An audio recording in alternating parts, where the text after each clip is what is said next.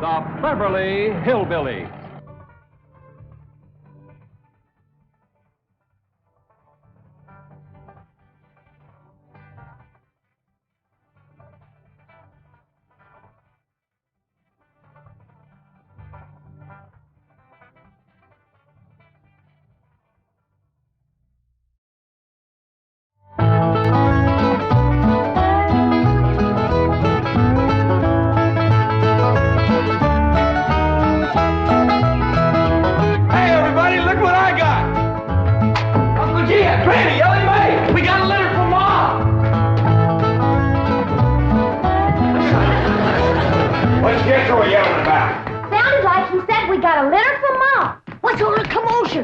Ellie says, Jethro says Pearl sent us a litter. A litter of what?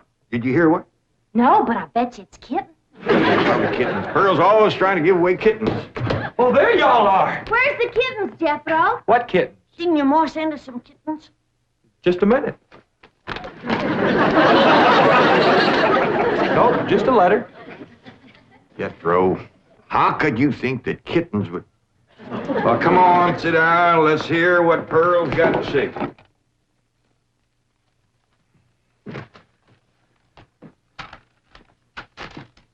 Dear son and kinfolk, I take pen in hand to say we are all fine back here. How are you all out there? Just fine, Pearl. That's right. Jethro, I hope you are making good marks in school out there. Ma thinks I'm going to school. Are you in the 5th grade like you would be here? Doggy, Jethro, I clean forgot about putting you in school. We're going to have to get you started today. Can I go too? Well, now, I think Miss Hathaway's got plans to put you in some girls' school. Can I go too? Jethro, I just said it was a girls' school. That's why I want to go. I like girls. I don't. Let's get finished with the letter. After that, we'll take care of school. Your sister, Jethrine, had a narrow escape. A city dude tried to take advantage of her. What does that mean, Paul? Well, that's, well, Granny will explain that to you later. Tell us more about the city dude, Jethro. His name is Jasper He. Jasper, he. That's a funny name. Oh, there's a dot in there. His name is Jasper. He wears patent leather shoes and spats on them. Don't sound too neat, does he? He seen your sister at the cabin when I went there to keep an eye on it for Cousin Jed. I know what Pearl went there to keep an eye on. Mr. Brewster. Well, now, Granny, Pearl's a widow woman. She got a right to look. I ain't knocking it. I got my eyes open myself. At first, I thought the city dude worked for Mr. Brewster, so I drove back out to the cabin to give him a piece of my mind. I could put a bug in that Mr. Brewster's ear. Look out for feathers. Feathers? The more Pearl has her eye on a man, the more feathers she sticks in her hat. That's right. 3 and 8 came in flowing 2,000 barrels a day. And it looks like the new strike's going to be even better. There's no doubt about it. This is one of the richest pools we've ever hit. Yep, everything from here is good news.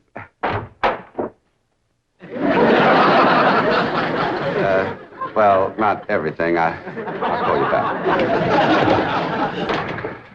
Mrs. Bodine, this is a pleasant surprise. Well, thank you. Although you might not think it's so pleasant when you hear what I have to say. Oh? One of them oil fellas working for you has made advances to my daughter. Made advances? Well, what would you call being picked up and carried off by brute force? Well, I'd call that making advances. What's his name? Jasper Depew. Jasper Depew. I ain't seen him myself, but from what Jeff Green tells me, he's a pretty slick article. Oh. Oh, Mr. Brewster, you don't know how hard it is for two girls living alone like Jethrine and me. You see, my son Jethro's in California with Cousin Jed, leaving us no man to protect us. I'm a widow woman, you know. I guess wherever you have two unattached girls living alone, there's bound to be trouble. Especially when the girls are the kind that men call lookers. Did you say his name is Depew? Jasper Depew. Calls himself Jazzbo. Oh, Jethreen says he's a flashy dresser and a fancy talker and drives a sporty car. Regular big city dude. I guess Jethreen's kind of like me when it comes to tall, handsome city fellas. I'm just putty in their hands. Nope, no one by that name working for OK Oil. You mind if I look? Oh, well, no, go right ahead. I'm bound and determined to find the rascal that trifled with the affections of my sweet, innocent, helpless baby girl. Ma! Jethreen, I thought I told you to stay in the buggy. I seen Jasper Depew coming. Here? Yes'm. Oh, well, thank goodness we got Mr. Brewster to protect us. Oh, there he is. Mr. Brewster throwed his arms around me and held me in his strong embrace. What's an embrace, Paul? Well, that's when folks kind of twine their arms around one another. You mean like wrestling? It's sort of like wrestling, except they ain't mad. It's like wrestling for fun. I reckon you could see that. Go on, Jethro. Then we heard a knock on the door, and we knowed it was Jasper He. Better look for that dot again. Oh, yeah. We knowed it was Jasper. He was there to get Jethreen. Her beauty had set his heart to burning with flamin' desire. What's flaming desire, Paul? Well, Granny will explain that to you later. Well, I'll try. You're sure counting a heap on my memory.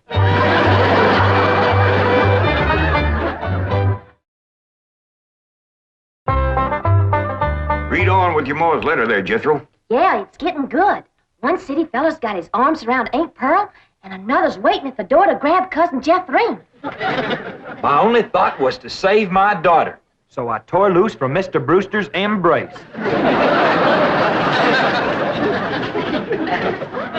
I saw Jethreen heading for the door, so I quick throwed myself betwixt my child and danger. Sweet innocent Jethreen, not knowing better, let that rascal in. He went right to sweet-talking in a voice smoother than fresh churned butter. Hello again, you great, big, beautiful lump of sugar. I brought you something all the way from Eureka Springs. Genuine orchids growed in a hothouse. And this lovely young girl must be your sister. I'm her ma. No. Yeah. Well, for Jethreen's beautiful mother, a little gift of genuine French imported perfume all the way from Paris, France. Oh, well, you had an order. Oh, my goodness. Genuine Paris, France perfume. Look at that French writing on there. That says, "Ah, d'amour." That means, oh, love. Ain't he a sport, Ma? And for Jethreen's handsome father, a genuine cigarette case, silver. Thank you, but I am not Jethreen's father. No, Mr. Brewster ain't my husband. He's just a friend. Well, any friend of Jethreen's beautiful mother is a friend of mine. This from old Mexico and hammered out of solid silver by the Aztecs Indians hundreds of years ago. Well, that brings up an interesting question. Why would the Aztecs make cigarette cases when they had no cigarettes? That is an interesting question. I'll have to ask some of my Aztecs friends about that. Hey, Dog. Remember, ain't she sweet? Well, I've read... Hey, what happened to your orchids? Nothing. I ate 'em already. You mean you ate all them expensive orchids? Ma, you should have spoke for one. They wasn't very filling. Ain't she sweet?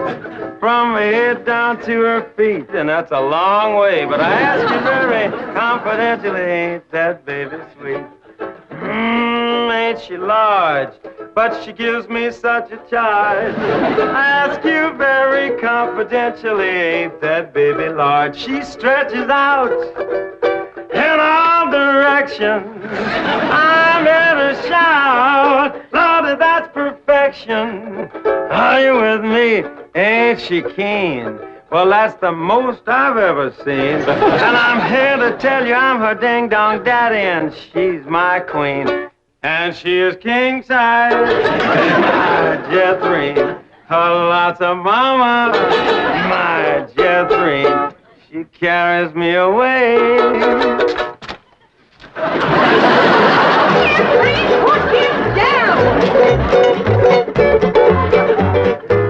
So your sister Jethrine has got herself a steady fella now.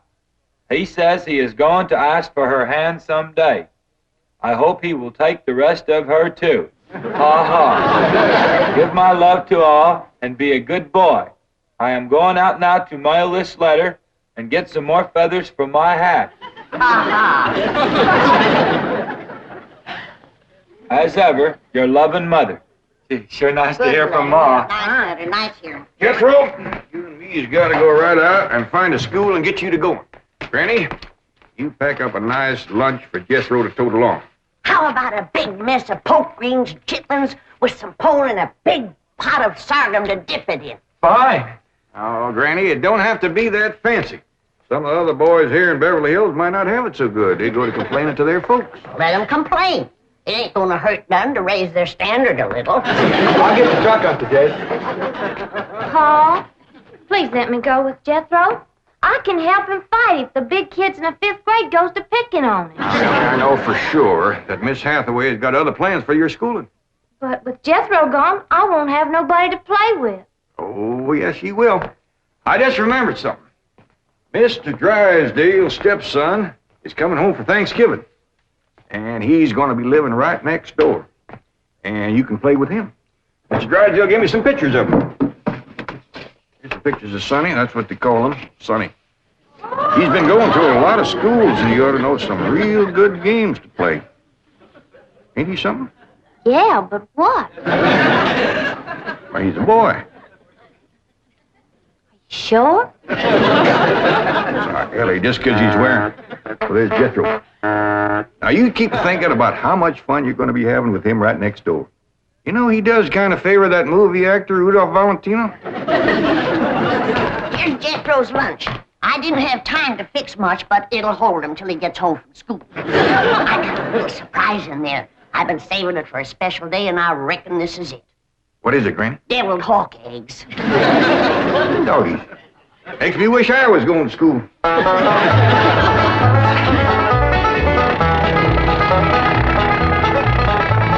School, all right.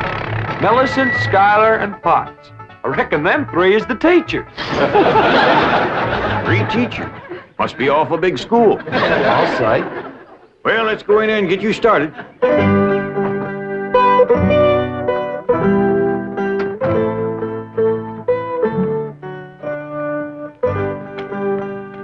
There you are.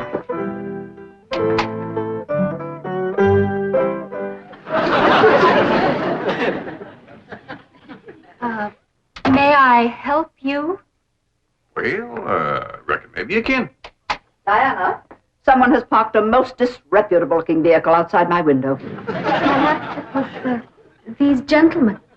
Oh?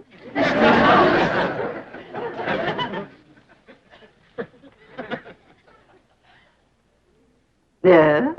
What is it you wish? Well, I'd like to get my nephew started into school. Here? Yeah, here's all right if you got room for a desk and his lunch basket. My dear man, this is a most exclusive private school. The tuition is quite expensive. Well beyond your means, I'm sure. Does that mean it costs a lot of money? That is precisely what it means. Well, I can pay you if it ain't over $25 million. 25 million? Yes, ma'am, that's all I got. Dollars? Yes, ma'am. In cash. Yes, ma'am. This is obviously a practical joke perpetrated by one of my envious competitors. What is your name? Jed Clampett, ma'am, and this here... And you expect me to believe that you have $25 million? Well, no, not on me, ma'am, but my neighbor, Mr. Drysdale, he's keeping it in his bank for me.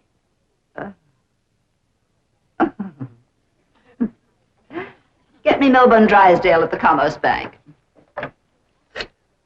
You see, it just so happens that Mr. Drysdale holds the mortgage on this school, so we are very well acquainted. Hello. I'd like to speak to you. Now, if you wish to admit that this is a hoax and be on your way, we will forget the entire incident. Otherwise, you may be liable to some sort of action for invasion of private property and impersonating a millionaire. Mr. Drysdale is coming on the line now. Thank you. This is your last chance, Mr. Clampett. My next call will be to the police. Very well. Mr. Drysdale, Millicent Schuyler-Potts here. Come in, come in, come in, come in. Thank you, ma'am. Diana, tea for these gentlemen. Crumpet? Oh, no, ma'am. Clampett. Tea, Diana. Use the Spode tea set. Well, sit down, sit down, sit down, sit down. Just the two of us. Ellie Mae and Granny didn't come. Well, do make yourselves comfortable. Mr. Drysdale's exact words to me were, well, never mind his exact words. Apparently he values your friendship greatly, and Mr. Drysdale is a very important mortgage. Ma'am.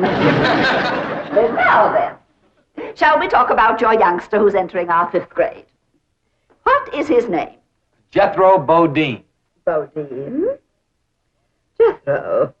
No, ma'am. Jethro Bodine. We always put the last name first. Now, male, of course. Yes, ma'am. Just got a letter this morning. Date of birth? December the 4th. Year? No, ma'am. Back home. We only been here a few weeks. Perhaps you should answer the questions for our vital statistics. Now, we need to know the complete birth date, which in turn gives us the exact age. Now, we have December 4th, and judging from the fact that your nephew is entering the 5th grade, I would surmise that the year is 51 or 52. Am I correct? Oh, Jethro ain't near that old. And in the 5th grade? Why, that's wonderful. Well, perhaps we have a budding genius on our hands. Archie! I'll pour. Oh, Diana, I'd like you to bring me one of our boys' uniforms to show these gentlemen. A 5th grade size. No, on second thought, you'd better make it 3rd grade. He's younger than average. Mrs. Potts. We require that all of our students wear identical uniforms. It makes for less friction that way. Otherwise, the boys of millionaires are apt to be taunted by the really rich. I bet you Jethro will look right good in a uniform. He can't wait to be a soldier. Oh, yes, many a young lad is like that. However, our uniforms do not reflect any militaristic design. No, rather, we strive for something gay, attractive, and smart. Oh, there you are. Charming, isn't it? Now, you take this home and have Jethro wear it when he comes to school in the morning.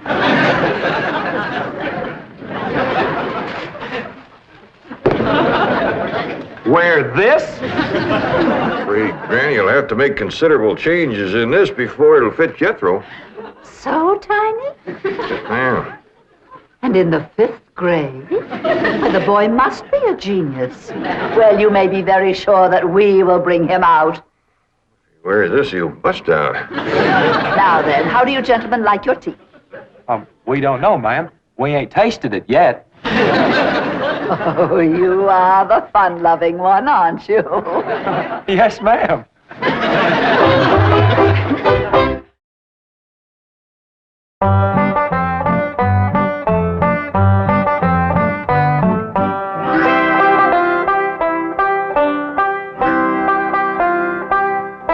Granny, here's Jethro's school clothes. You want me to help let him out? Oh, well, thank you, Ellie, but let's see what has to be done. Maybe they fit him already.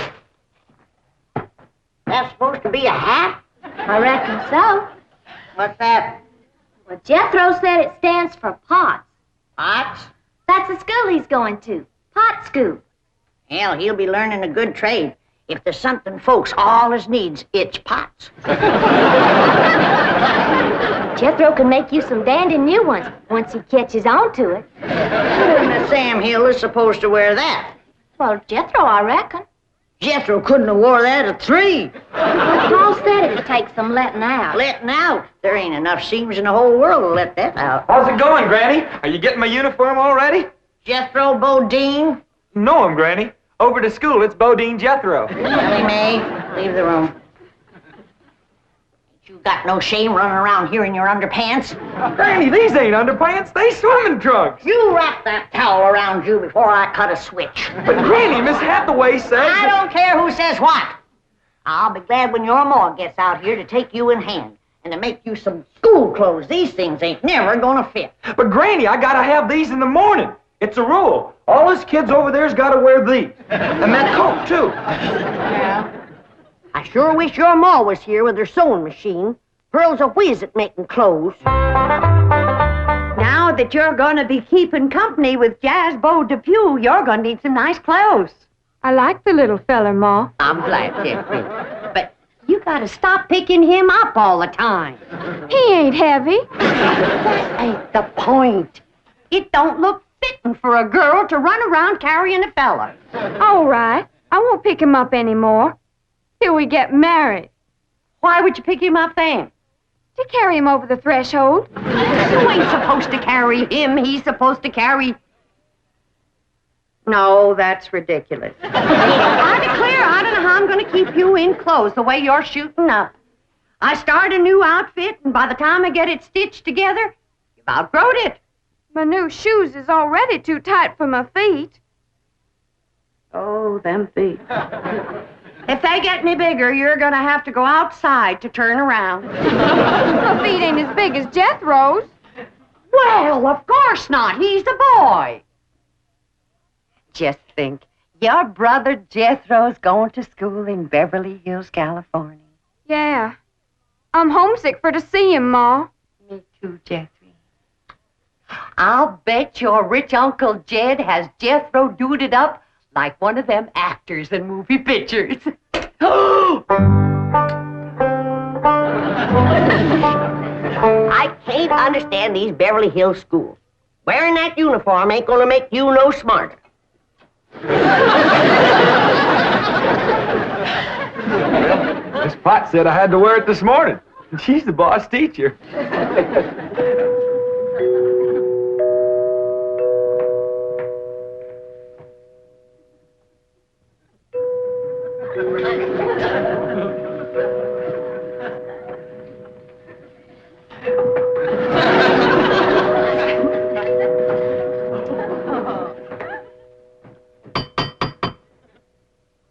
Danged if Jethro ain't right.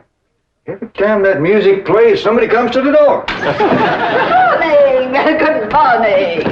Surprise! Surprise! Good morning, Miss Potts. I decided to come by and drive our diminutive genius to school myself. What? Your nephew, Jethro. Oh, yes, ma'am. Jethro! Come on down here. You got to ride to school. Well, that's mighty nice of you, ma'am. Oh, tut.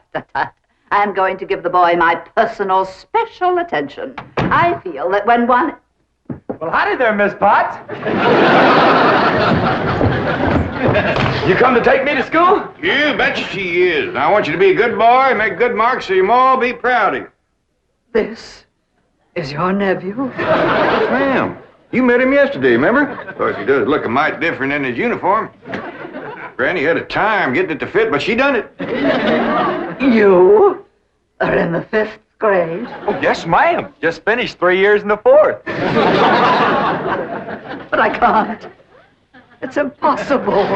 Oh, that ain't nothing. He got through the 1st grade in only 2 years. Under no circumstances can I allow this. Well, say, here comes Mr. Drysdale. I reckon he's coming to see Jethro off to school. Come along, Jethro. Get me up. This is the way we go to school. This is the way we go to school. Here's Jethro's lunch. Oh, Jethro! You forgot your lunch. Now, Jethro, you share your grits and fat back with Miss Potts today.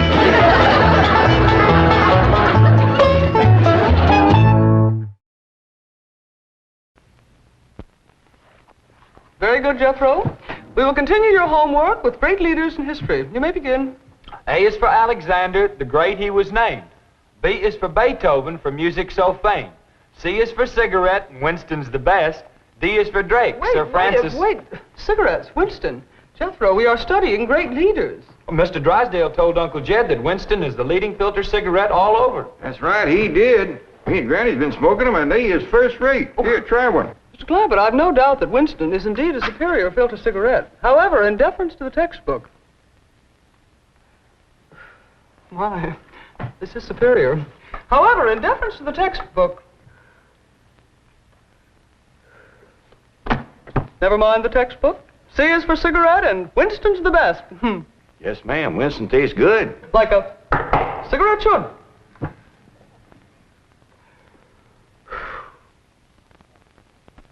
The Beverly Hillbillies has been presented by Winston. We hope you enjoyed it, and we hope you'll try Winston, because Winston tastes good, like a cigarette should.